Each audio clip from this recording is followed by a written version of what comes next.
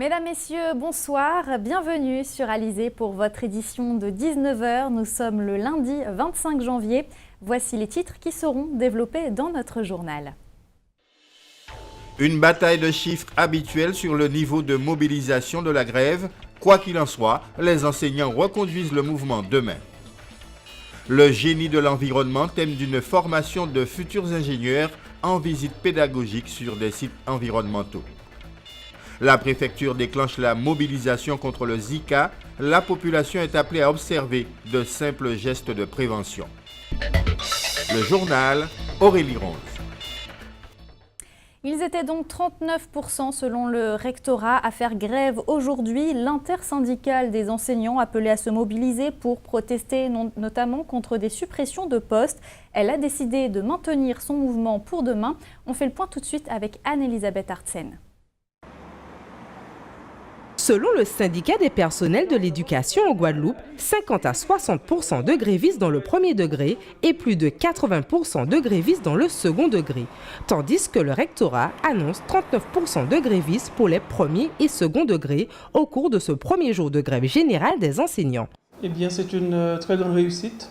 La quasi-totalité des établissements étaient fermés ou encore n'ont pas fonctionné. Donc, nous sommes satisfaits de la mobilisation sur le terrain.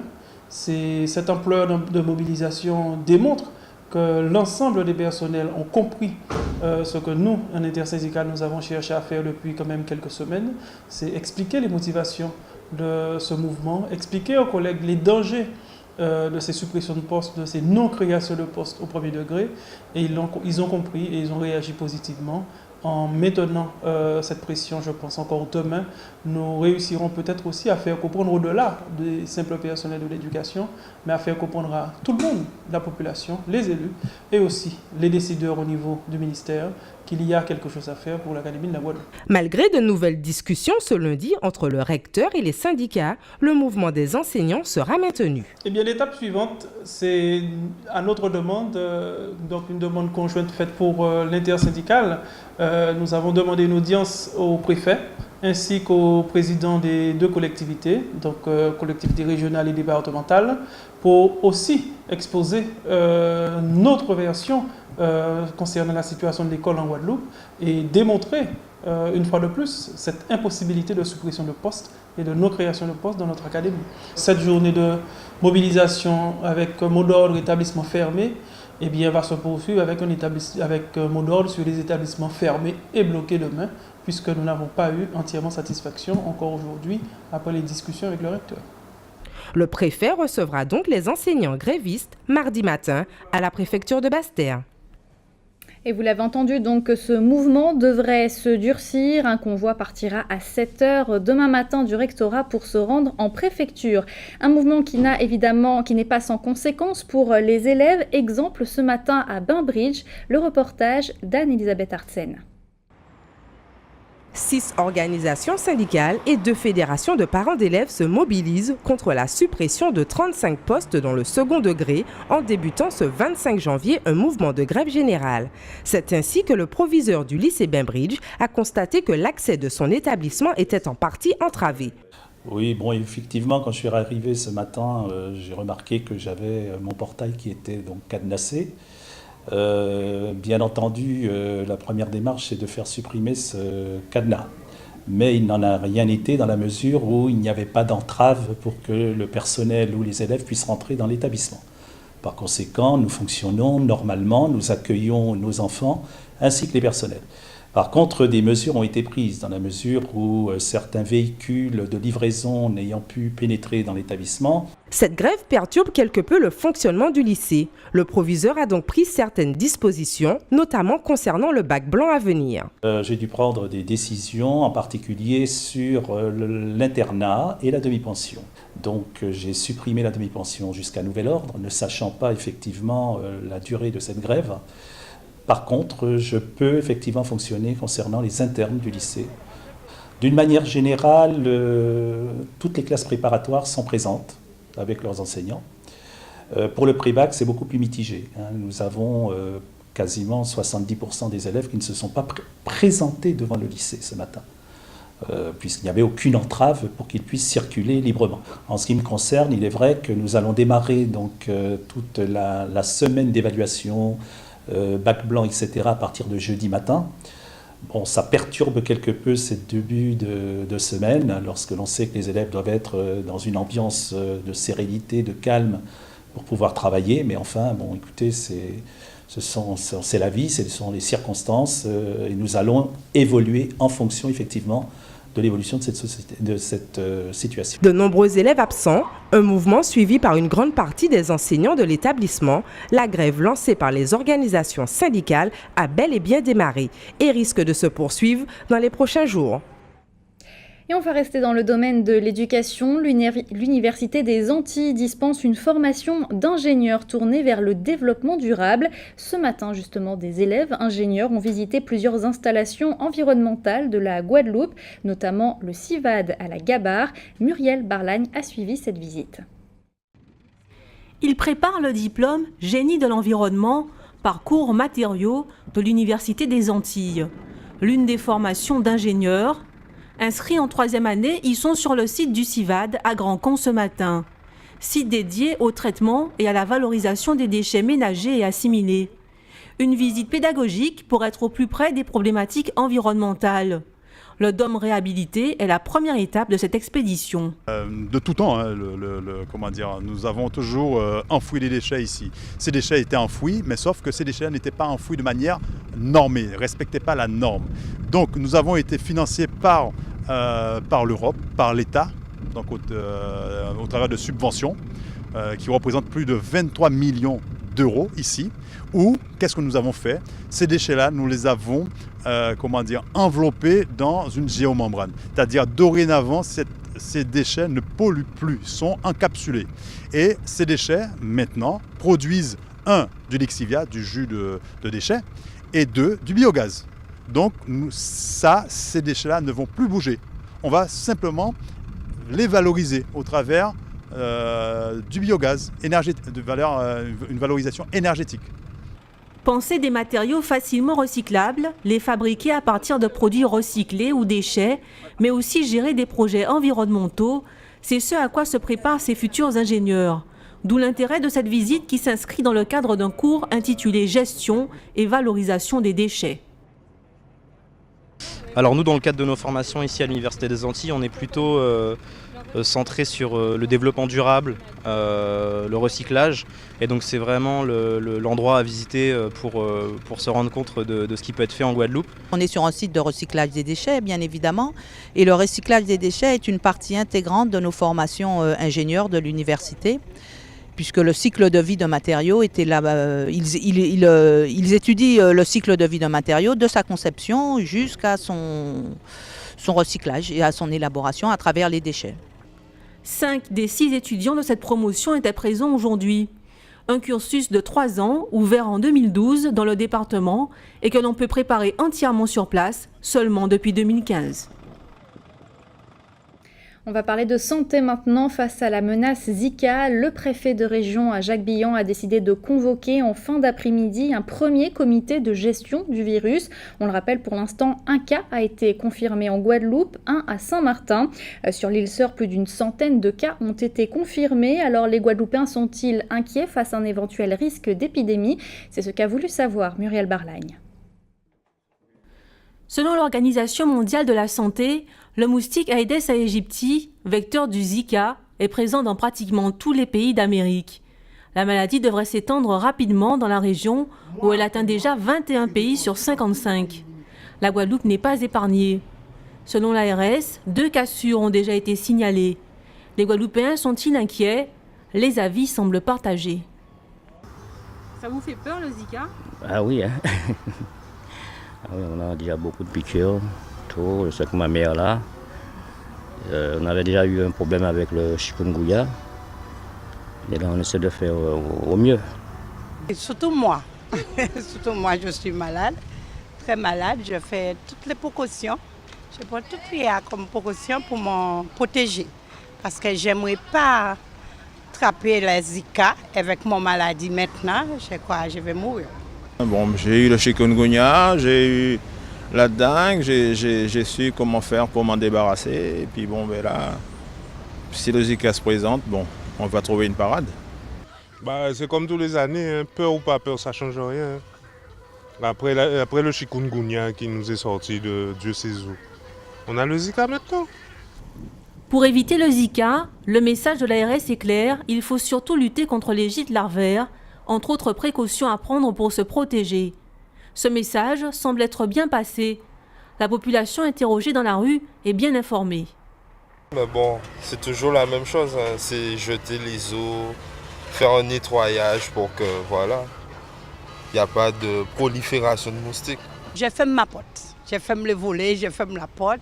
Surtout, ils sont en pleine construction, alentour de où ça j'habite là. Et si je te dis il y a des moustiques, il y a des moustiques. Ben déjà, on commence par éliminer toute source de reproduction, c'est-à-dire l'eau, dans les vases à fleurs, dans les plantes, etc. Et puis bon, on prend une petite crème ou un petit truc qui peut protéger des piqûres de moustiques. On achète les produits qu'il faut et on se débarrasse de l'eau qui dort autour de la maison, mais il faudrait aussi que tout le monde fasse la même chose que moi pour que ça puisse être équitable et favorable à tout le monde. En 2014, l'épidémie de chikungunya avait touché tous les pays de la Caraïbe.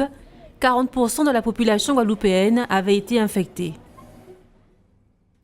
Santé, toujours avec une première en Guadeloupe. Depuis aujourd'hui, une nouvelle plateforme territoriale d'appui aux professionnels de santé est en place. Dans le cadre de la future loi de santé, ce numéro de téléphone va permettre une meilleure prise en charge des patients. Les détails avec Jean-Claude Lucina, c'est le directeur de l'offre de soins au sein de l'ARS. Il est interrogé par Karine Gielman. Le 05 90 47 17 00, c'est une plateforme qui est mise en place au service des médecins traitants pour leur permettre d'adresser à cette plateforme les patients pour lesquels ils souhaitent le plan de soins soit mis en œuvre. Quand le plan de soins est un peu compliqué et que le patient a du mal à s'orienter dans le dispositif de soins, donc le médecin adresse le patient à ce numéro et le coordinateur d'appui qui est en place sur cette plateforme met en place toutes les actions nécessaires à ce que le plan de soins tel que le médecin l'a imaginé soit réalisé.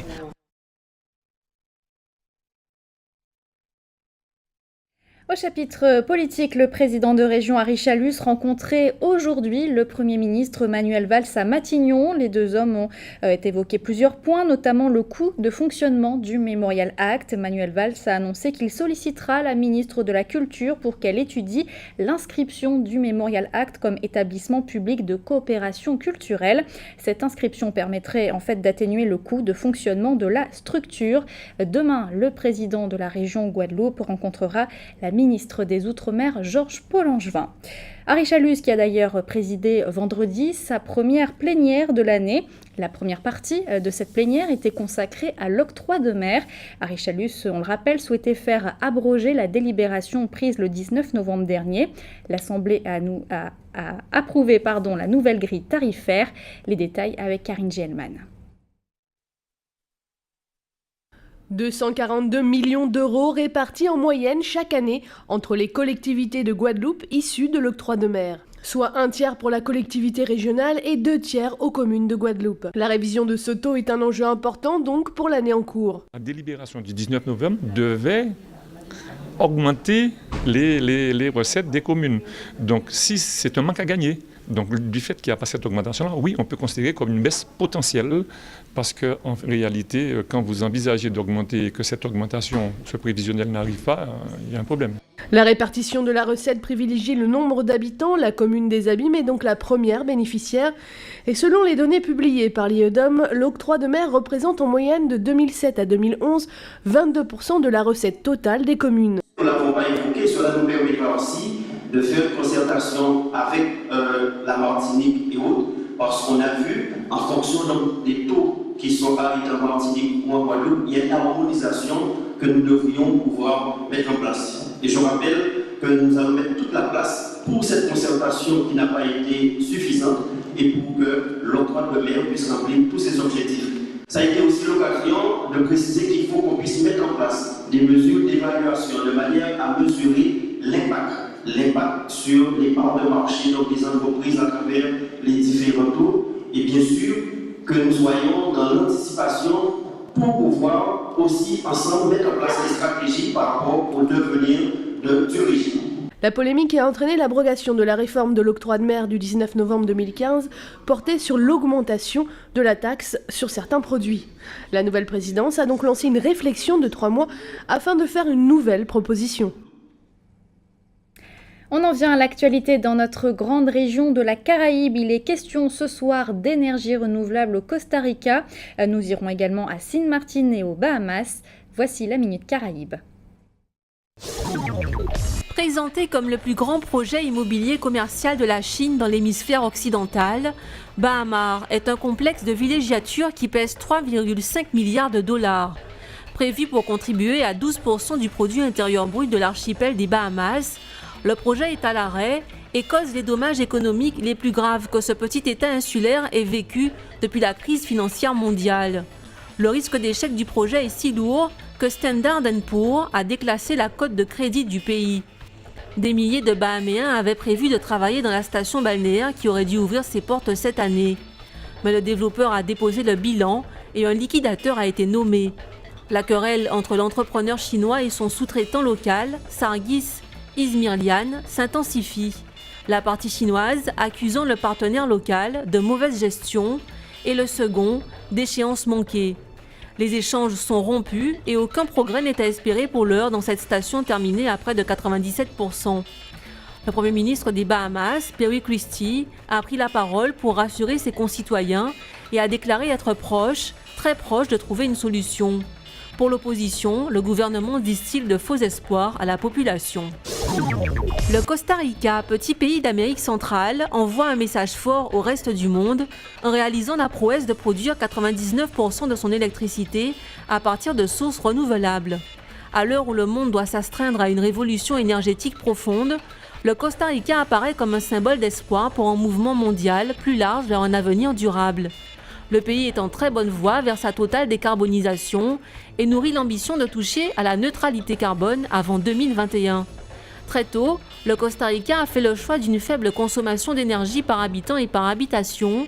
Le pays a été pionnier en matière d'écotourisme qui attire bon nombre de touristes. Il a su développer à la fois l'hydroélectricité produite à partir des fortes pluies tropicales, la géothermie, l'éolien, la biomasse et l'énergie solaire.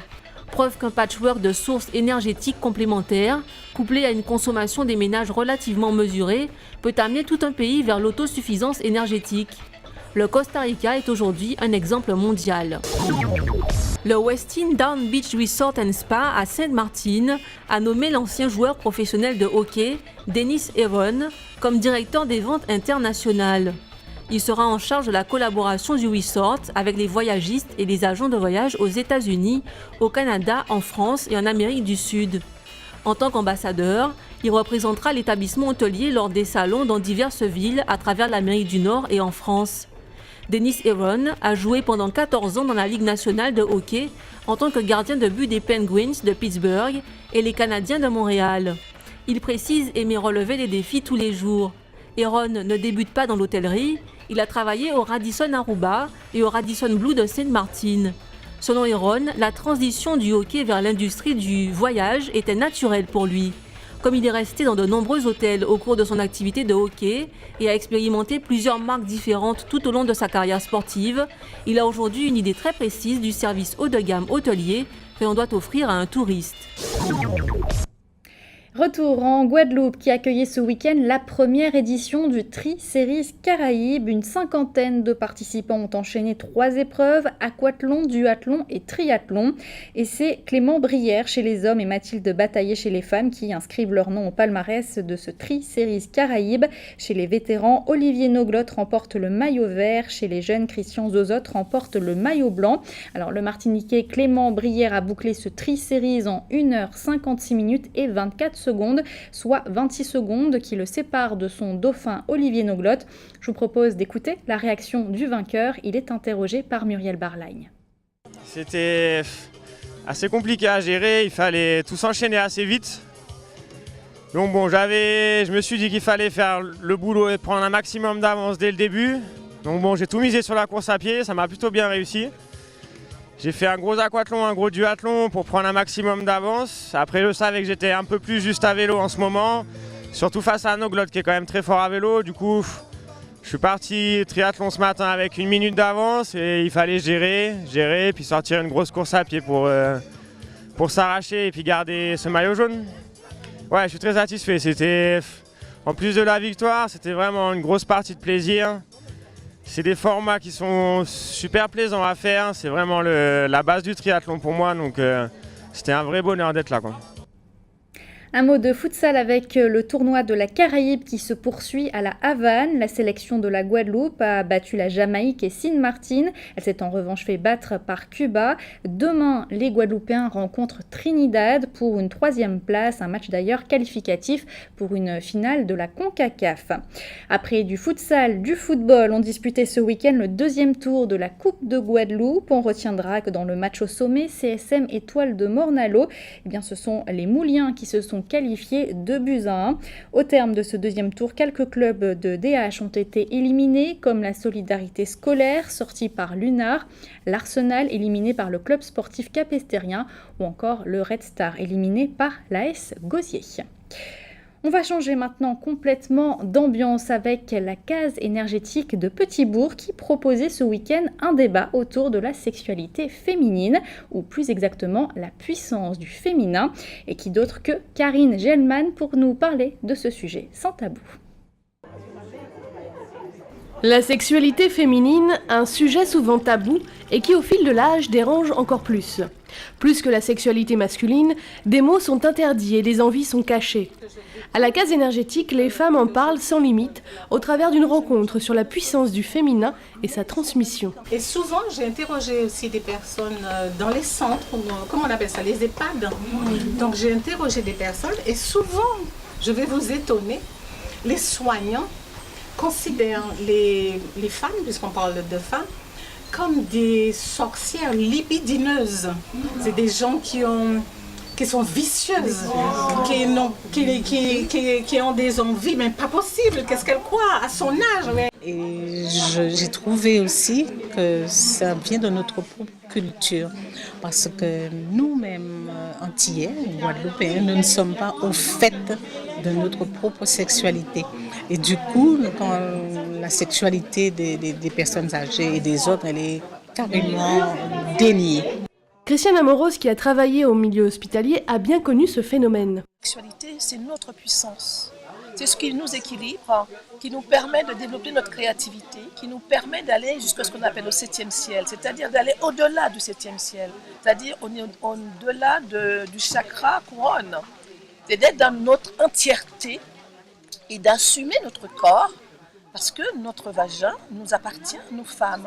Le regard des hommes sur le féminin est essentiel quant à l'évolution de l'aura féminine. C'est-à-dire qu'en fait, je crois, pour ce que moi je vis, qu'il y a une tendresse qui se développe davantage et qui n'empêche pas quand même, qui ne fait pas oublier le sexe, mais ce n'est plus que lorsqu'on est en pleine activité, etc. Il y a des transferts qui se font et qui rendent la chose peut-être encore plus agréable, plus passionnant, plus sublime. La féminité, donc, c'est avant tout une essence puissante, présente chez les hommes également. Je pense que l'homme a déjà développé sa part de féminine puisqu'il la vit dans sa douceur, dans son côté sentimental. Peut-être que dans notre société créole, il la repousse un peu parce que, bon, n'ayons pas peur des mots. Si elle est trop développée, on va dire il est un peu macomet. Mais en fait, il ne doit pas avoir honte du tout de cette femme, puisque de cette féminité. Il y a eu un lapsus d'ailleurs, parce que beaucoup de femmes peuvent avoir aussi une tendance masculine prononcée. Quand on dit en créole, la femme là, ça y golbo, bien trop godjo. Mais un homme peut être aussi très doux, très miel, et c'est bien ce qui définit l'essence féminine ou la féminité chez l'homme. Une essence féminine que l'on distille au fil de l'âge et qui ne doit pas être enfermée dans un flacon. Et c'est joliment dit. Allez, on va terminer avec vos prévisions météo pour demain matin en Guadeloupe. Ce sera une alternance de soleil, quelques passages nuageux, voire même quelques gouttes de pluie attendues en grand air ainsi que sur l'île de Marie-Galante. Les températures seront comprises demain matin entre 25 et 26 degrés. C'était le journal de la rédaction. Merci de votre fidélité. Dans quelques instants, votre rendez-vous sportif quotidien Minute Sport. Vous retrouverez ensuite Jean-Luc Icard pour Controverse. Quant à moi, je vous donne rendez-vous demain à 12h30 pour toute l'actualité locale et régionale. Excellente soirée sur Alizé.